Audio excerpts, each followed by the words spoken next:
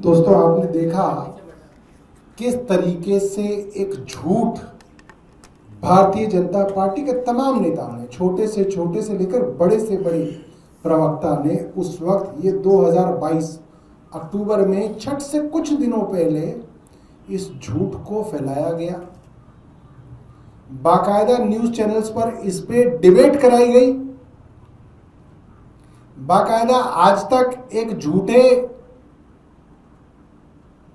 जो ऐसा डॉक्टर था जो ना डर्मेटोलॉजिस्ट था ना टॉक्सिकोलॉजिस्ट था, उसको ले आया, उसका इंटरव्यू कर दिया मिलन शर्मा नाम की पत्रकार ने। उसने बोल दिया साहब ये जहर है, और उस डॉक्टर को जब विधानसभा में बुलाया तो उसने हाथ जोड़ दिया कि जी गलती हो गई। ये आज तक का चरित्र है। अब आज तक चुप है,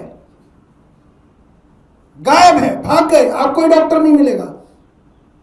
ये सब लोग इस प्रोपेगेंडा के अंदर शामिल हैं। ये सब लोग इस षड्यंत्र का हिस्सा हैं।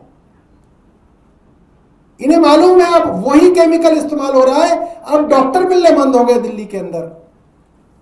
अब इसके ऊपर चैनल के पास समय नहीं है कि इसके ऊपर बहस कर सके। क्यों? क्योंकि अब भारतीय जनता पार्टी वही काम कर रही है जो जब अरविंद केजरीवाल कर रहे थे। और जब अरविंद केजरीवाल कर रहे थे तो भैया उसके अंदर से झाग गायब हो जाते। झाग गायब हो जाते तो वीडियो कैसी बनती झाग वाली। इसलिए झाग गायब ना हो और छठ वाले दिन झाग दिखे और दोबारा वीडियो चले। तो ये पूरा का पूरा षड्यंत्र जिस तरीके से दिल्ली वालों के खिलाफ किया गया, इसमें सब लोग शामिल हैं। मीडिया का एक बड़ा हिस्सा इसके अंदर शामिल है। भारतीय जनता पार्टी इसके अंदर शामिल है। उस तरीके के डॉक्टर उसमें शामिल हैं जिन्होंने कह दिया कि साहब ये जहर है। सिर्फ और सिर्फ झूठा प्रोपेगेंडा।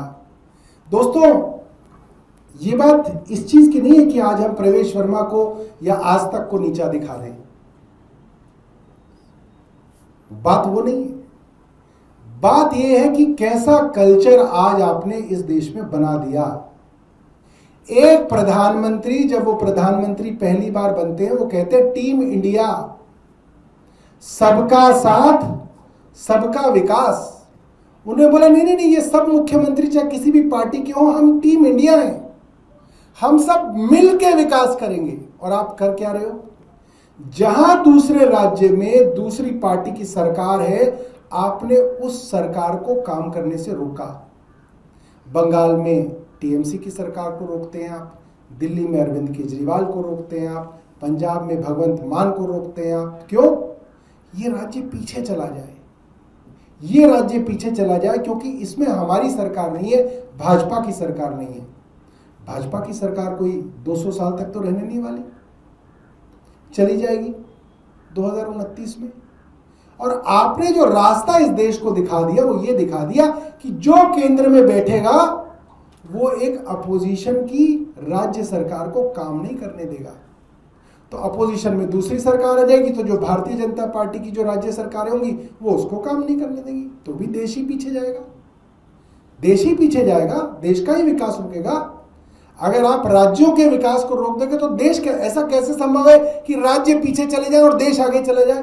राज्य पीछे जाएंगे तो देश भी पीछे जाएगा। तो जो भारतीय जनता पार्टी ने इस देश का सबसे बड़ा नुकसान किया है, वो सिर्फ ये नुकसान नहीं है कि 11 साल का नुकसान किया है, इन्होंने आने वाले कई दशकों का नुकसान किया है भारत का।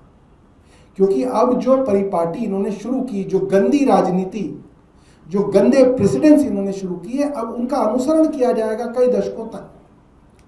और कई दशकों तक केंद्र सरकार, उसके लगाए गए गवर्नर, उसके लगाए गए लेफ्टिनेंट गवर्नर अपनी अपनी सरकारों को रोका करेंगे और कहेंगे यही मास्टर स्ट्रोक है, यही चाणक्य नीति है, यही नैतिकता है कि दूसरे के काम को रोकना नैतिकता है। जब कृत्रिम वर्षा कराने का प्रपोजल अरविंद केजरीवाल की सरकार लाई तो केंद्र सरकार ने उसकी अनुमति नहीं दी। भारतीय जनता पार्टी के यही प्रवक्ता, यही अध्यक्ष गालियां देते थे कि साहब क्या मजाक हो रहा है, आर्टिफिशियल रेन भी कोई बात हो सकती है, ये सब मजाक है, ये सब झूठ है, ये सब हो ही नहीं सकता। अब यही करेंगे तो ये सब बहुत बढ़िया है। अब इसके ऊपर लंबे लंबे कॉलम छापे जाएंगे अखबारों में कि साहब क्या आइडिया है, यही तो होना चाहिए था, पहले क्यों नहीं हुआ?